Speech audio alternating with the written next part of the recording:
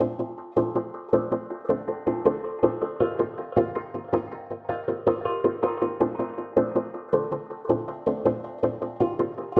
creo que si lo que vamos a hacer es intentar entablar un pequeño debate, un diálogo y en realidad una pequeña conversación acerca de cuál es la situación en este momento, lo mejor es que que para entrar y meternos de lleno podáis decirnos exactamente a qué nos estamos refiriendo cuando hablamos de innovación educativa y sobre todo pues, cómo diferenciarla del esnovismo o la tendencia de moda. ¿Quién empieza? Suele pasar que el que primero dispara, ¿verdad?, le coloca al otro.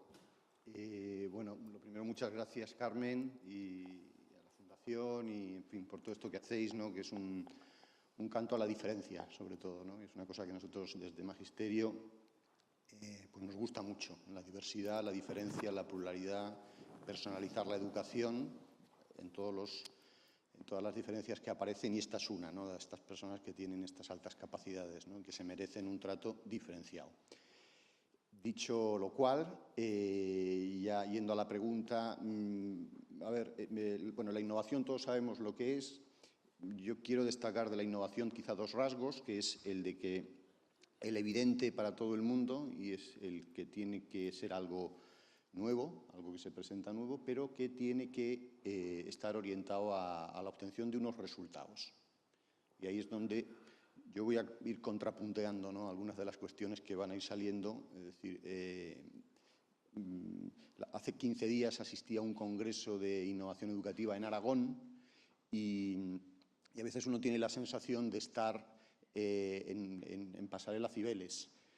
Tiene la sensación de estar ante una exhibición de vestidos imposibles, o cuando uno va a esas ferias del automóvil donde se presentan prototipos que uno no ve nunca por la calle y que uno dice, bueno, pero esto realmente es aplicable, esto se puede llevar al aula.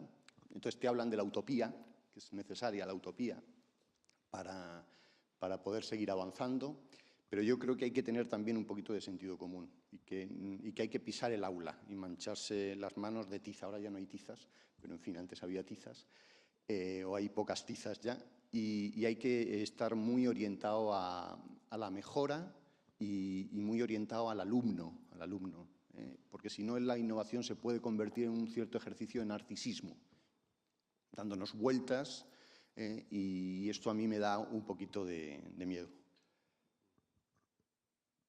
Pues, cogiendo las palabras de José María, si tuviésemos que contestar ahora qué sería la innovación, esa transformación dirigida a una finalidad, pues seguramente sería adecuar la educación a la personalización, adecuar la educación para que cada persona pueda desarrollar sus capacidades al máximo. El periodo de la historia de la humanidad en el cual se ha producido un mayor incremento de la riqueza ha sido después de la Segunda Guerra Mundial hasta la crisis de los 70 en los países occidentales. Y eso se debió fundamentalmente a un hecho, que es la irrupción de la innovación tecnológica como elemento de transformación de la sociedad y de la economía. Y nos condujo a un periodo de un desarrollo estable durante un montón de años que ha transformado el mundo.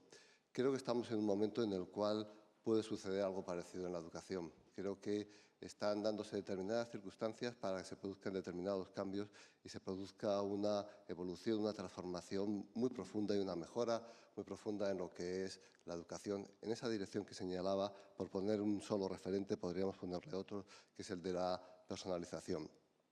No obstante, hay también bastantes sombras o bastantes amenazas en los temas de la innovación. La educación es una actividad económica, seguramente la segunda actividad económica a nivel global, puede mover en torno al 5% del Producto Interior Bruto Mundial, y eso genera necesariamente tensiones. Y ese proceso de transformación también puede producirse tentaciones en torno a cómo se va a reasignar esa cantidad que además entendemos que va a ser creciente, puesto que está asumido que vamos hacia una sociedad que podemos simplificar, que es la sociedad del aprendizaje, incluso por encima de la sociedad del conocimiento. Eso supone que en estas modas de la innovación también hay muchos intereses. Hay intereses directamente de corporaciones que quieren posicionarse en el mercado educativo y que quieren obtener una parte significativa de este mercado. Bueno, eso es y ahí se presentan lo que es la simple incorporación de tecnología como un proceso de innovación. Precisamente en la economía podemos ver cómo la simple incorporación de tecnologías sin modificar los procesos no produce mejoras necesariamente, sino que en muchos casos lo que produce son pérdidas. Por otro lado, un tema tan atractivo como es de cara al público la innovación, lo distinto, muchas veces es utilizada como una simple estrategia de marketing, de posicionamiento de los centros de la oferta educativa para diferenciarse, sin que el elemento sustantivo del contenido de la educación de verdad esté sujeto a una reflexión y una valoración y un proceso innovativo. Bueno, eso es otro elemento distinto que también creo que tenemos de considerar. Pues lo que voy a hacer es recoger dos de las palabras, tanto en el día de ayer como en el día de hoy, que han aparecido y que han surgido, como ha sido la orientación a la mejora, el cambio, la transformación. ¿Creéis precisamente que la transformación educativa es un cambio cultural y hasta qué punto el debate educativo debería ser un cambio social desde vuestro punto de vista? Bueno, pues sí, o sea, evidentemente todo está interrelacionado, ¿no? Y ahora mismo en un mundo global, pues es obvio, ¿no? Que educación, cultura y sociedad. Me pasa que yo también quiero abundar, y en fin, aquí a lo mejor estamos poniendo demasiadas pegas, ¿no? O sea, estamos hablando aquí de innovación y nada peor que, por lo menos en mi caso, dar la sensación de que estamos en contra de la innovación, ¿no? Pero sí que yo creo que hay que hacer un planteamiento realista, de que no todo es a veces tan hermoso, ¿no?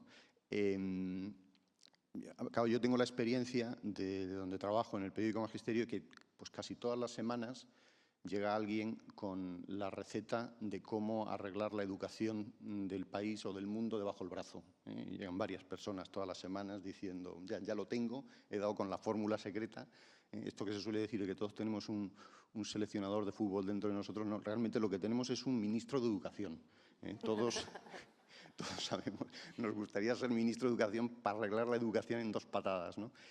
En 2 tardes. Y entonces hay un cierto adanismo en esto de la educación. Sí, todos pensamos que lo que hay que hacer para arreglar la educación, y estamos permanentemente con el mantra de la revolución educativa.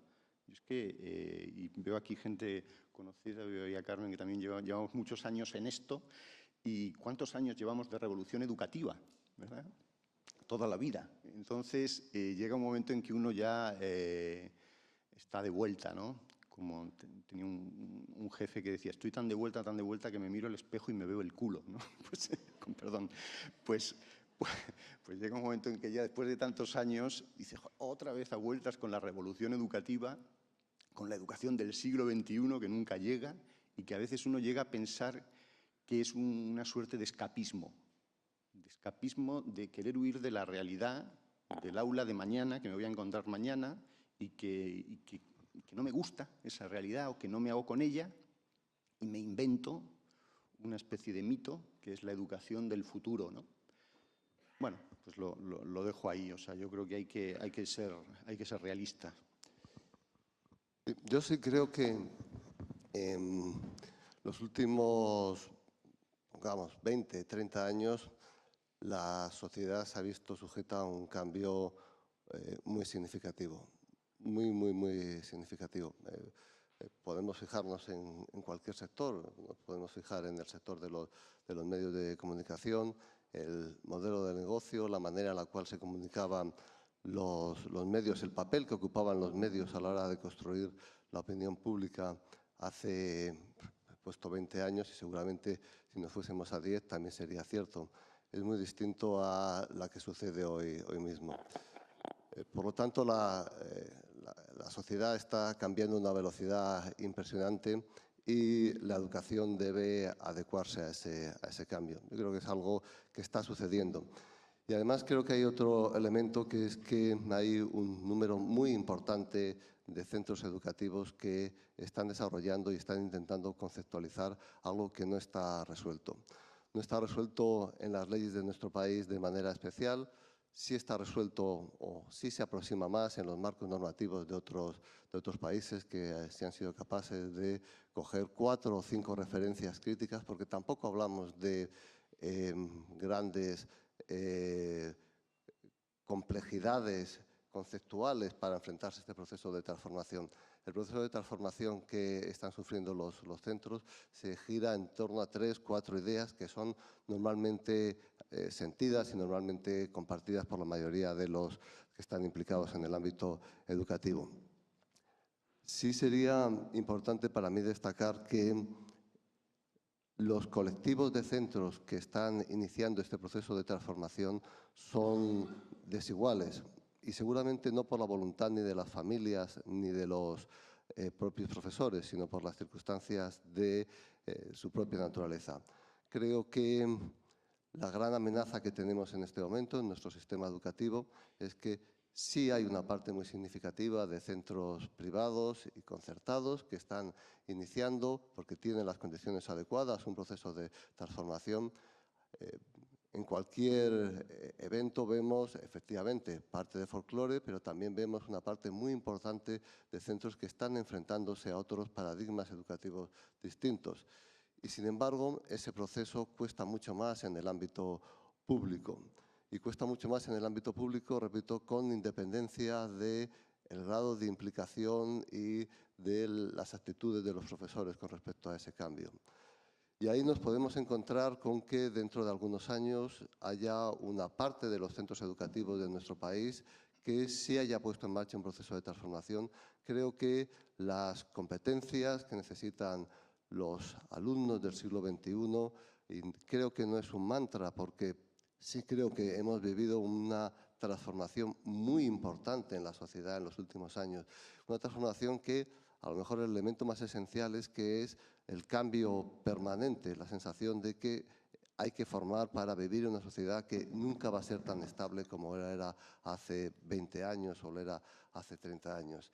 Y ahí corremos el riesgo de que una parte de nuestra sociedad esté formándose para poder competir, para poder participar en esa sociedad en permanente cambio y otra parte no lo esté haciendo, lo cual nos podría llevar a revisar el propio concepto de lo que era ser analfabeto hace 40 años y lo que es ser analfabeto ahora mismo. Y nos podríamos encontrar con la paradoja de que una parte de nuestro sistema educativo forma analfabetos. No, adelante. En fin, así les animamos, ¿no? De todas maneras, Alfonso, ¿no te parece que muchas de las propuestas innovadoras, de las metodologías activas, esta es verdad que se proponen ahora, muchas o algunas, desde luego se pueda discutir sobre si son eficaces o no son eficaces, pero no se puede discutir que no son nuevas.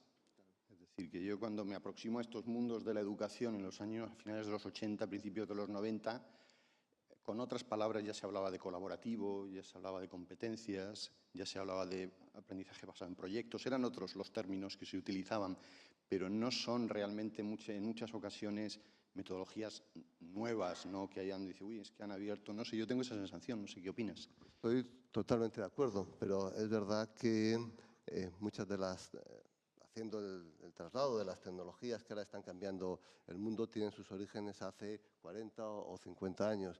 Y es verdad que la mayor parte de la literatura que soporta lo que ahora es los movimientos pedagógicos activos o de enseñanzas activas se soporta en literatura de los años 60, de los años 70 y que es absolutamente... La nueva escuela, se llamaba entonces, era la nueva escuela, sí, que parece que siempre es nueva, ¿no? La escuela abierta, efectivamente, de los años 60, de los años 70, efectivamente. Estoy totalmente de acuerdo con esa reflexión.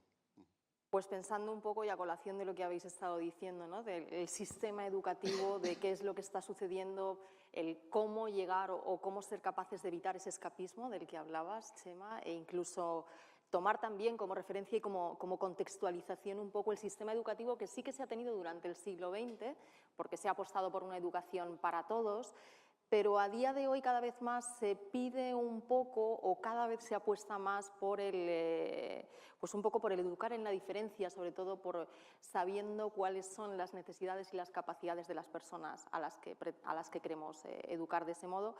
Pero para el caso que nos ocupa y pensando en este colectivo, en los superdotados y en las altas capacidades, ¿qué tendríamos que hacer para conseguir o para lograr a corto, medio e incluso largo plazo, que al final es lo que perseguimos y lo que buscamos, pues ese cambio de enfoque, sobre todo en los centros educativos, que son al final los que ponen en práctica todo esto? Contesto yo primero para cambiar. Pues mira, yo lo primero creo que no se va a, digamos, salvar, entre comillas, ningún colectivo de manera aislada. O el proceso de cambio del sistema educativo es capaz de admitir toda la diversidad, y esa última frase con la cual cerraba su presentación Carmen, esa afirmación de que todos somos diferentes, o no habrá solo espacio para algunos de los diferentes. Yo creo que eso es muy importante que lo tengamos en consideración. Y dentro de esos cambios estructurales que se tiene que producir es la propia relación que existe de las familias y de la sociedad con el ámbito educativo. Ha puesto Carmen el ejemplo del ámbito sanitario, ¿no? Yo creo que la relación con el servicio sanitario y la personalización del servicio sanitario y de la atención y las condiciones en las cuales se desarrolla está mucho mejor construido que en el ámbito educativo. O sea, las normas siguen pensando que se tiene enfrente un servicio que se puede prestar de manera uniforme y estandarizada, cuando eso sabemos que es imposible, cuando eso sabemos que es incompatible, desde luego, con la atención de la diversidad y que eso lo que conduce es a una ineficiencia enorme del sistema. Luego, en los próximos años nos deberemos de enfrentar a un cambio radical en lo que es la conceptualización y en la estructura de lo que es la relación del alumno con su proceso de aprendizaje dentro del sistema educativo. Sí, o sea, no cabe ninguna duda de que, en concreto, la tecnología, la innovación tecnológica está permitiendo, facilitando, personalizar los procesos, los entornos virtuales de aprendizaje o los entornos personales de aprendizaje, pues permiten eso, permiten una relación mucho más capilar, ¿no?, del profesor con los alumnos. Sin embargo, vuelvo a hacer un poco de Pepito Grillo, o sea, no nos confundamos y no pensemos que la tecnología nos va a arreglar el problema. Es decir, al final, a mí una frase que me gusta repetir siempre de José Luis García Garrido, y es que en la educación no caben los atajos. O sea, nadie va a suplantar al maestro y a su irreemplazable capacidad de conectar personalmente con cada alumno. Es decir, si ese maestro realmente no personaliza su actividad y no se relaciona y no hace el esfuerzo, porque supone un gran esfuerzo, de relacionarse personalmente con cada uno de esos chavales, con nombres y apellidos, por mucho EVA, por mucho entorno virtual de aprendizaje, no se va a conseguir. Al final serán procesos automáticos, automatismos fríos, deshumanizados, ¿no? Al final, el esfuerzo del profesor, había un inspector de educación que decía que la frase esta de la letra con sangre entra, a él le gustaba mucho. Yo le decía, hombre, ¿pero cómo dices esto? Dice, es que no se ha entendido bien, porque es con la sangre del profesor. O sea, entra con la sangre, con el esfuerzo del profesor de dejarse la piel cada día, pues por eso, por identificar a esos 20, 30, o en fin, esperemos que no más chavales, que las ratios no suban más, pero en fin, de relación con los chavales. Yo quiero apostillar la afirmación de José María. Yo creo que asimilar innovación educativa a tecnología, asimilar personalización del aprendizaje a tecnología es un grave error. Es un grave error que no va per se, no va a facilitar el aprendizaje del alumno. No digo que sea un obstáculo, no digo que no tenga potenciales ventajas, pero entendida de una manera generalizada no es así. Y simplifica el discurso y permite dar respuestas que siendo fácilmente entendidas, pueden tener resultados, sin embargo, contradictorios con los objetivos que nos marcábamos inicialmente. El uso de la tecnología puede llevar a un proceso que se está realizando ya en algunos entornos de desescolarización, de lo que se llaman escuelas zombies, donde el papel del profesor se ve potencialmente devaluado. Hay algunos gurús muy relevantes del uso de la tecnología que han dicho, y algunas empresas que lo han hecho suyo, que el principal obstáculo para el cambio educativo son los profesores. Bueno, detrás de esa afirmación hay un gran negocio, hay un gran interés, no es una afirmación neutra.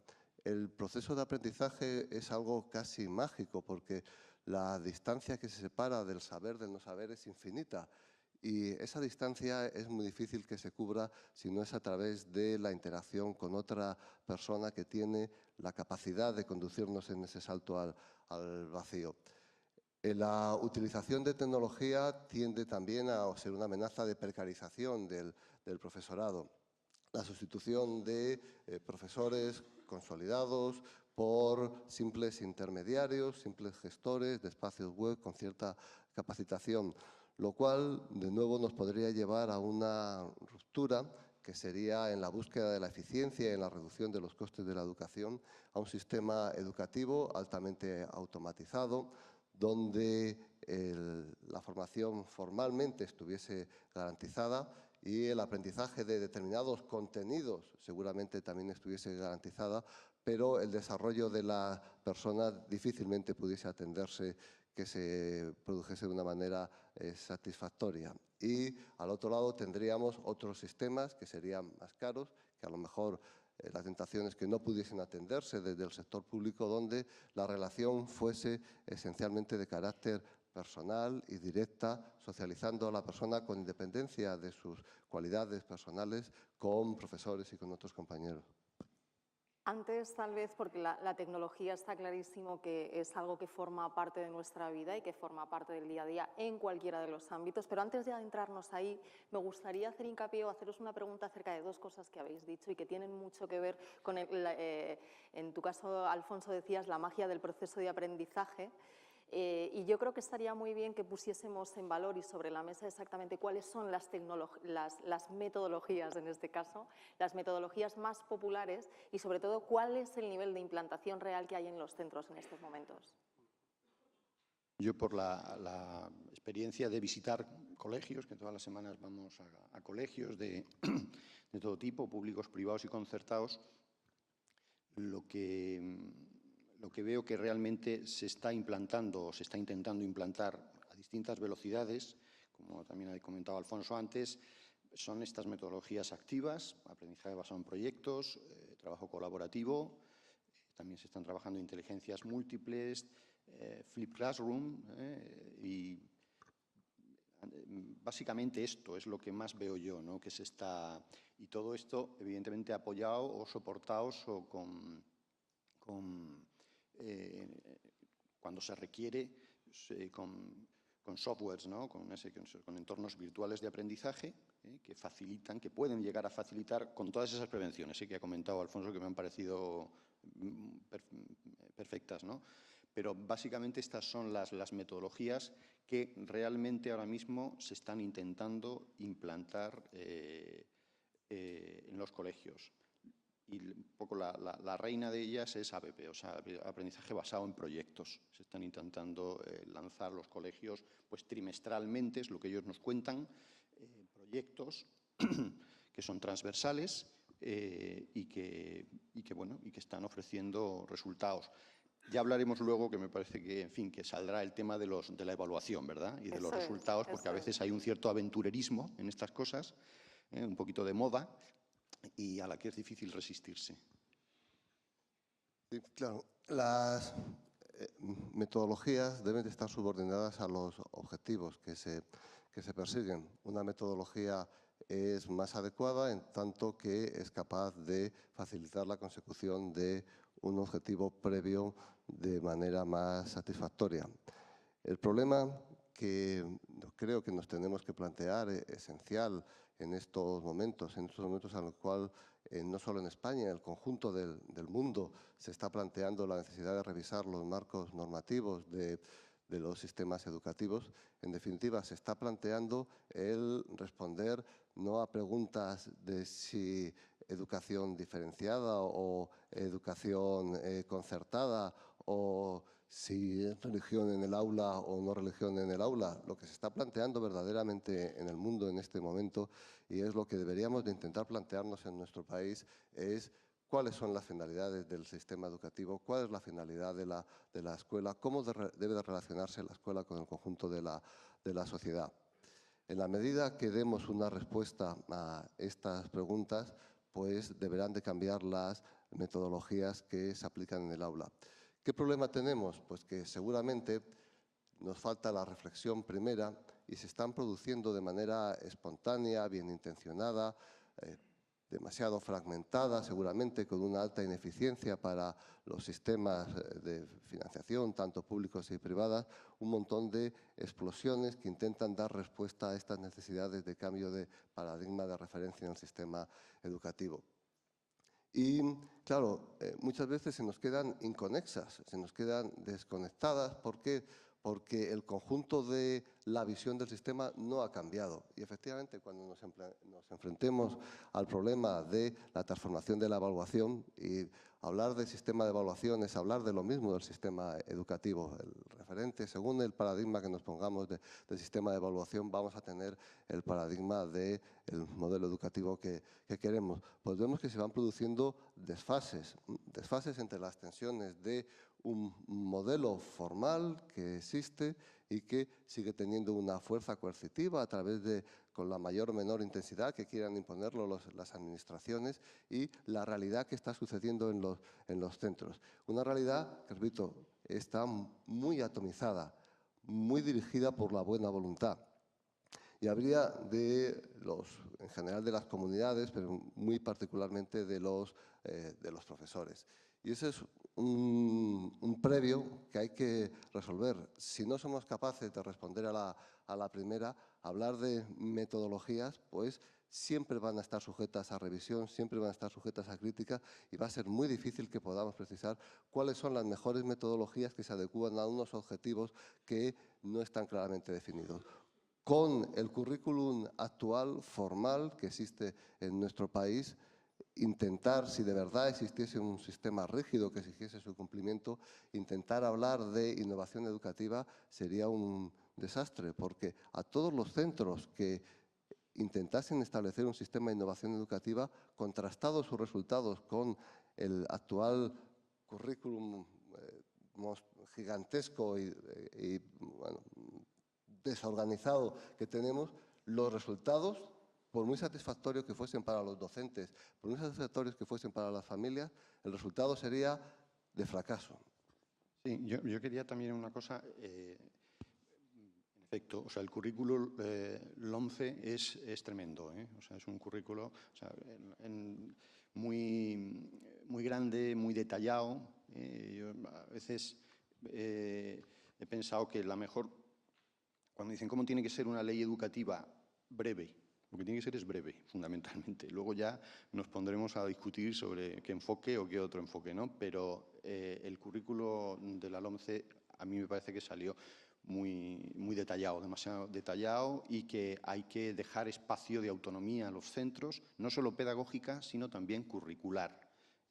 Y mientras no nos atrevamos a apostar por esa autonomía curricular y que el director del centro, el equipo directivo del centro, pueda tomar cartas en el asunto. La Comunidad de Madrid ha hecho una apuesta importante, en fin, ha dado autonomía en la parte que ellos pueden, ¿no? Que le corresponde a la Comunidad de Madrid, y entonces en ese sentido yo creo que lo ha hecho muy bien. Pero no se ha hecho así desde el Ministerio de Educación con la actual ley. Y luego la otra cosa que también quería comentar, porque es inevitable hablar de pacto educativo nacional, y es pues lo que ha comentado Alfonso. O sea, si uno pone sobre la mesa estas cuestiones sobre las que difícilmente nos vamos a poner de acuerdo, que si pública concertada, que si religión, como se ha puesto sobre la mesa en verano, y lo hemos cubierto los medios de comunicación, es imposible que lleguemos. Es decir, esto debería obviarse o tratarse al final, pero que se ponga como primera, aquel partido que lo quiera poner como encima de la mesa como primera medida de discusión, estaría demostrando que quiere reventar el pacto.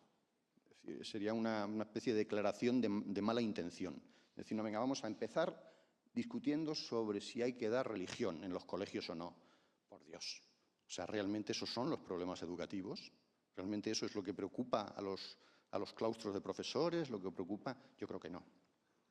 Siguiendo la intervención de José María, igual que la educación arrastra unos enormes intereses económicos detrás, también la educación tiene una enorme relevancia en el ámbito político partidista, con lo cual la educación es un elemento determinante a la hora de segmentar, de diferenciar el voto. Entonces, si no somos capaces de separar a la hora de definir el sistema educativo de su utilización como un instrumento para diferenciar las opciones de voto, vamos a tener muy difícil el que lleguemos a un mínimo acuerdo. Sí, el acuerdo a lo mejor sencillamente es tan corto como la propia ley, que se trata de decir, por lo menos y durante un periodo no vamos a utilizar la educación como un criterio de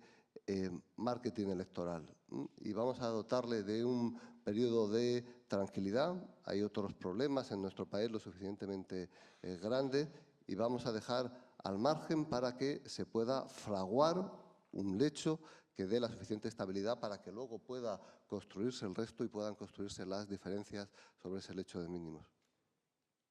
Venga, pues volviendo un poco a esa visión del sistema que decíais, es inevitable, y ahí, Chema, ahora sí que te lo recojo, ¿no? Un poco el impacto y la influencia que están ejerciendo las nuevas tecnologías en el propio sistema educativo y en el ámbito en sí mismo de la educación. Me gustaría saber vuestra opinión acerca de si creéis, si pensáis que estamos valorando como se merece, por un lado, las nuevas metodologías, pero también, por otro, la incorporación de la tecnología al propio sistema, por lo que ello conlleva, y cuáles son los resultados que se están arrojando al respecto.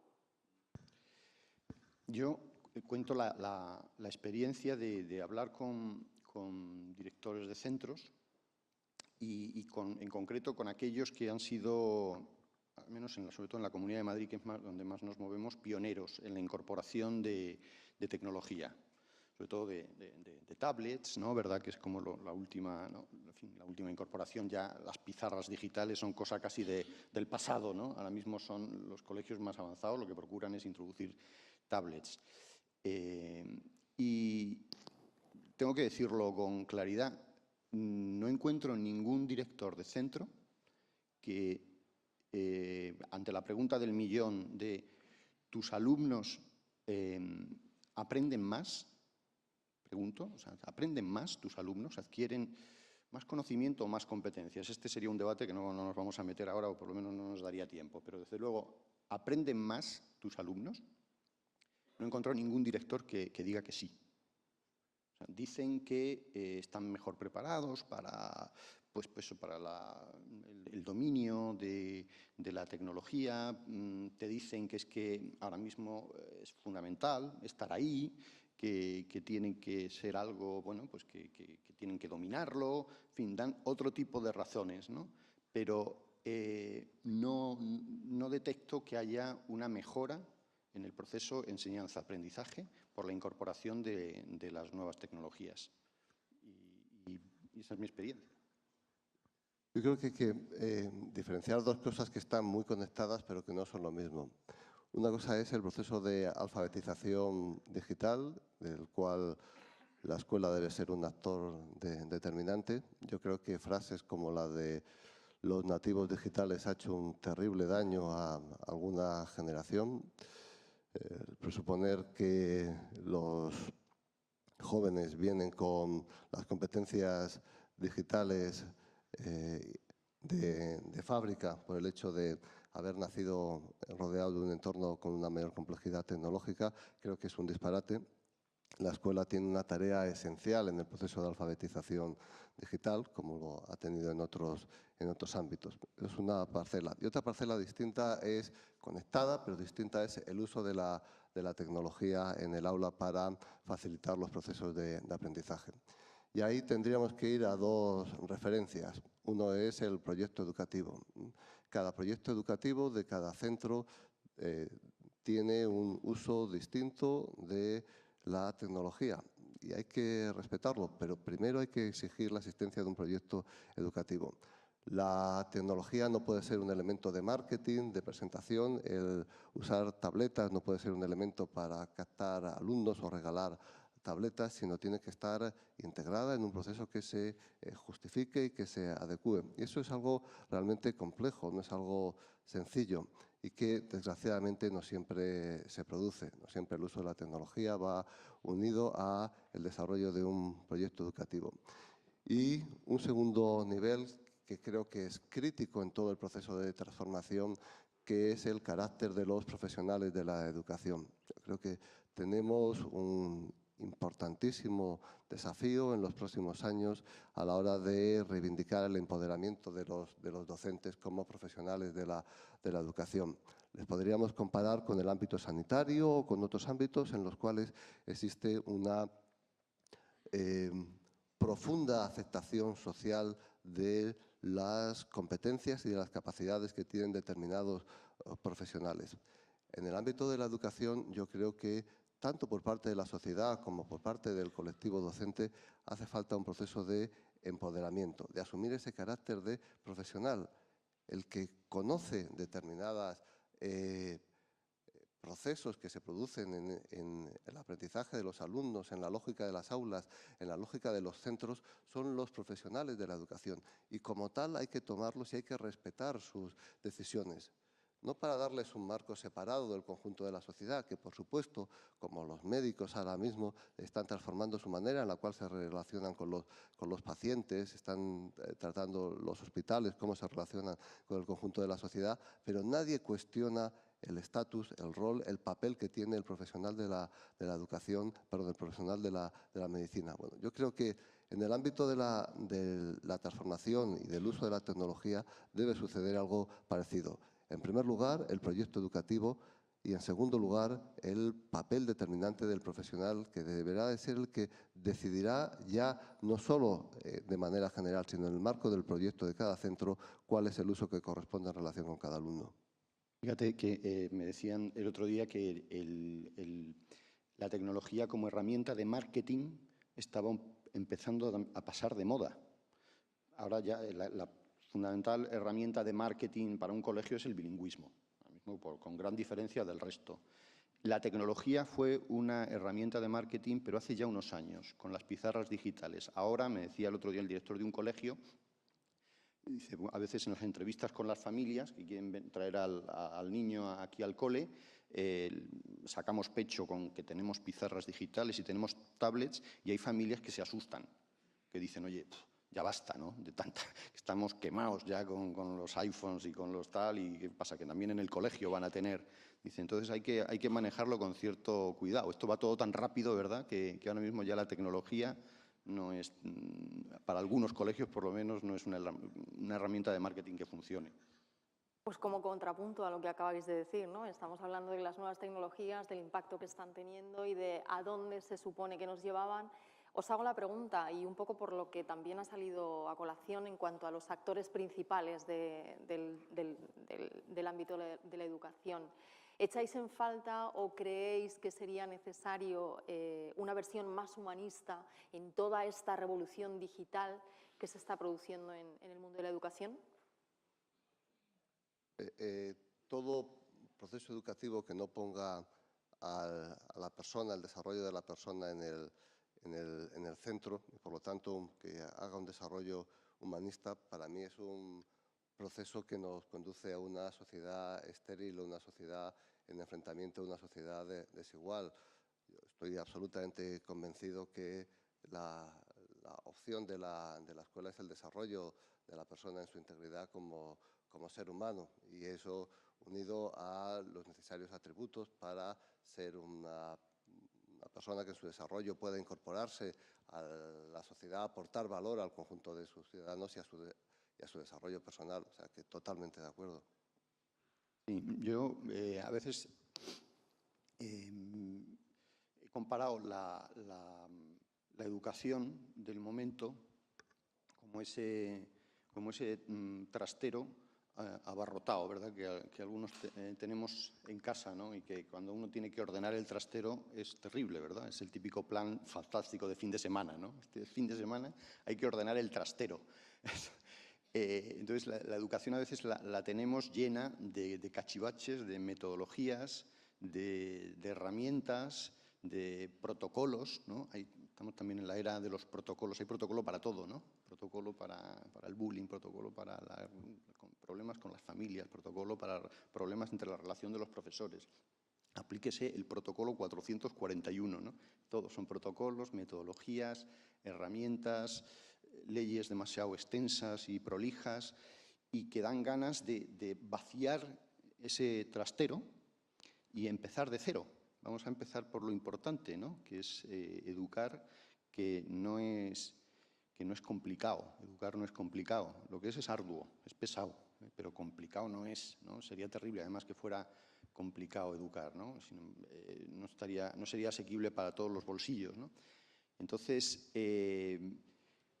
yo detecto entre el profesorado un cierto anhelo de humanizar la relación con el alumno, de volver al cuerpo a cuerpo, a una relación más directa y realmente de querer a esos alumnos, de tratarles con cariño, de preocuparse sinceramente por ellos y no porque lo dice el protocolo. Son cosas como muy, si queréis, muy obvias, ¿no? Pero yo recordaba ayer, preparando esto, la experiencia que tuve cuando llevé a un hijo mío a una escuela infantil, muy pequeñito, 5 meses.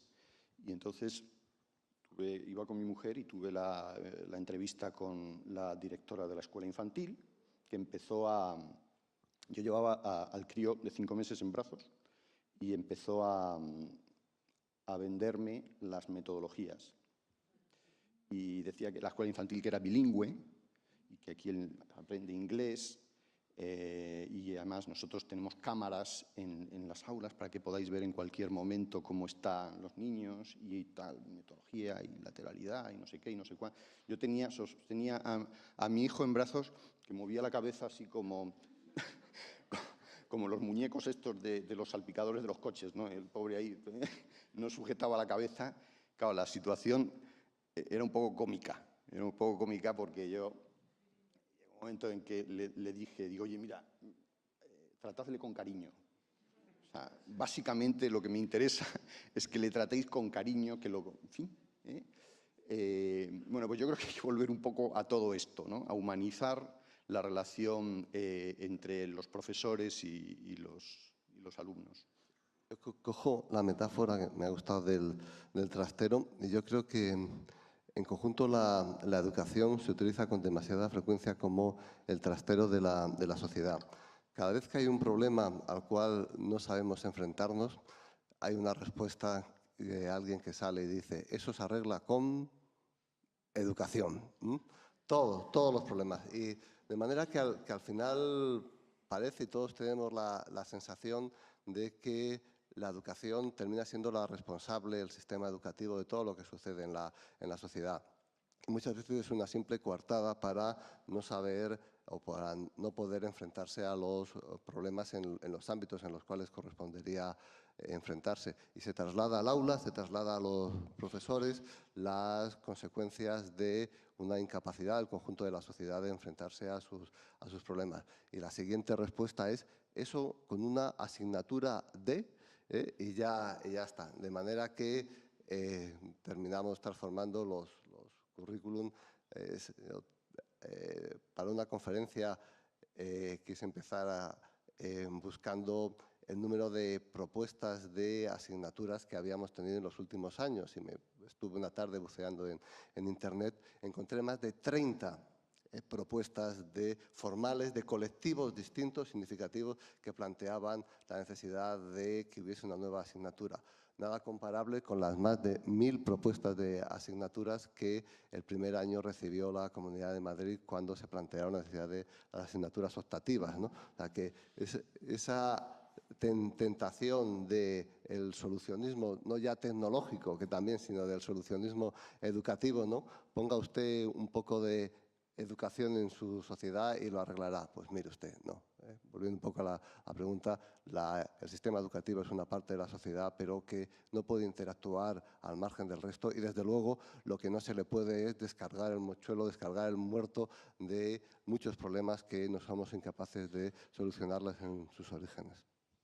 Venga, pues yo creo que para cerrar un poco y para ir pasando de lo concreto a lo más global y sobre todo ser capaces de pensar en grande, ¿no? Yo creo que la pregunta del millón entonces sería, pues, no tanto pensar en los arreglos, pero a lo mejor sí en las pautas o en las claves que pueden ayudarnos a saber cómo lograr esa transformación del sistema actual con respecto a la adaptación que se supone que necesitaríamos en el nuevo sistema adaptado del siglo XXI. ¿Cuáles creéis que serían las claves?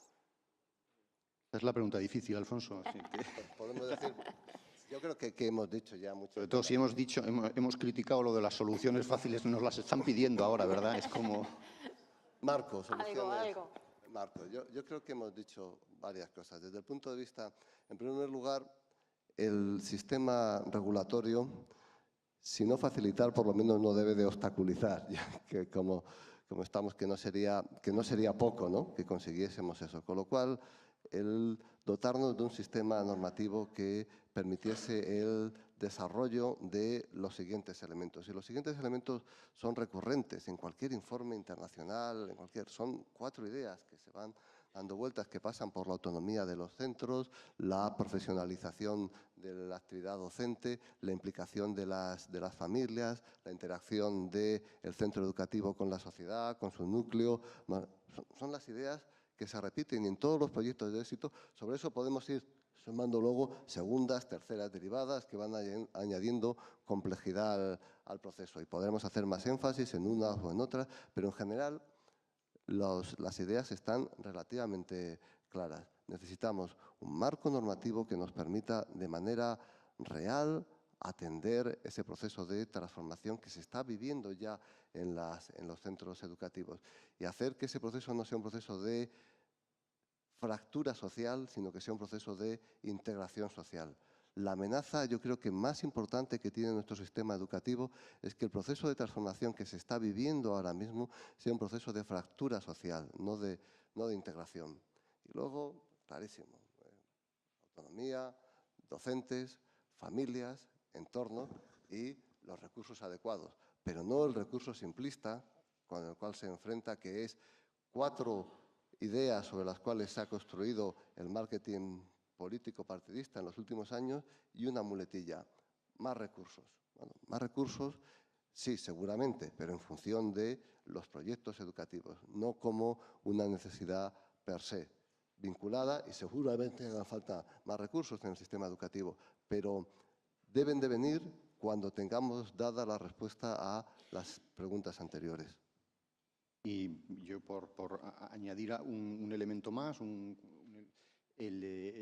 creo que es urgente ahora, en estos momentos precisamente de revolución digital, de transformación digital, tener una visión integral de la educación, holística, se dice ahora así en Pancursi un poquito, ¿no? Pues esa visión holística que, de alguna manera, que cuide los aspectos, la faceta intelectual, humana, incluso espiritual, para quien comparta ese enfoque del alumno, y nos permita no crear monstruos, que como se trabaje solo uno de esos 3 aspectos, pues al final lo que nos sale es un monstruito.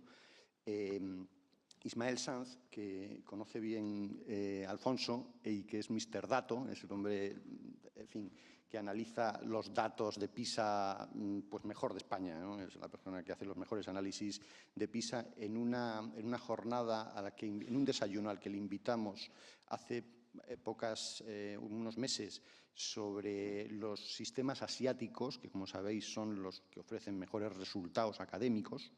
De los 10 primeros países, 7 son asiáticos en PISA.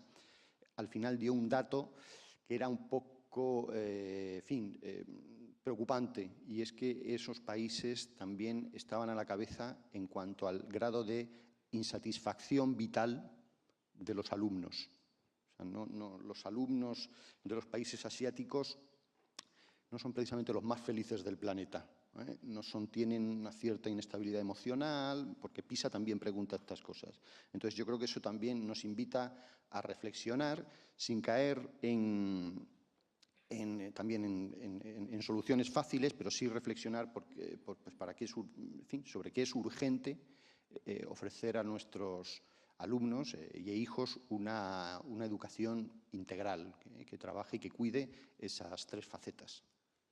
Bueno, yo creo que al inicio de esta mesa redonda decía que teníamos 2 invitados de excepción y tras las preguntas y un poco el debate que se ha generado entre ellos no nos ha quedado ninguna duda, sobre todo por lo que acabáis de decir, ¿no? Por la apuesta de esa educación emocional centrada en la integración, en la interacción y sobre todo en la visión que realmente merece el sistema.